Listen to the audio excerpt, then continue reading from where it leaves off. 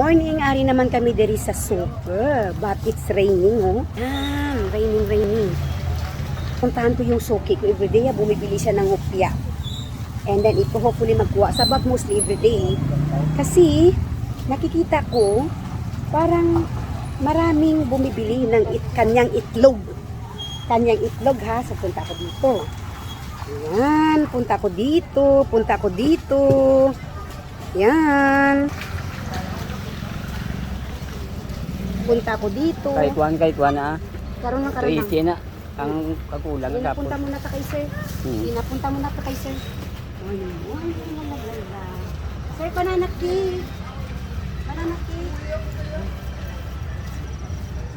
Dito siya nagpunta.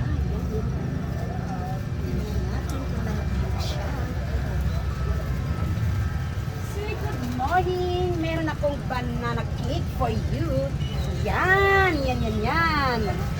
Ngayon na kami nakapag ng banana cake kasi mahal ng banana right now. But sir, I've heard na barato ang itlog mo diri sir. Damo gid yung nagabakal. Anong sekreto sir nga baratong imong itlog kag tama ka puti sa itlog ni sir.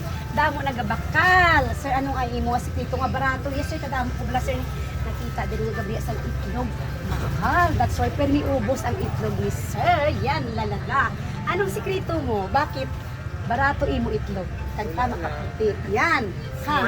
Ang smile sa mga customer kagat ang giveaway ay wow. Sir, ang baligyan ni sir is arao tubang sa sang good choice ha. Doon good choice. So, yan. So ito yung customer ko na everyday nagabakal ng hopya at banana cake. Kagwapa si ma'am. Yan. So nakita niyo ito, ang itlog niya. Tomorrow wala na yan ha, iba naman. Kasi maganda si mama pakibagay sa mga customer niya. So, this is the price ng itlog niya na puti. So, pulo. Yan, kita nyo? Wholesale and retail si sir ha, diri sa supermarkets. So, that's it, sir. Times for the time, sir. Thank you so much.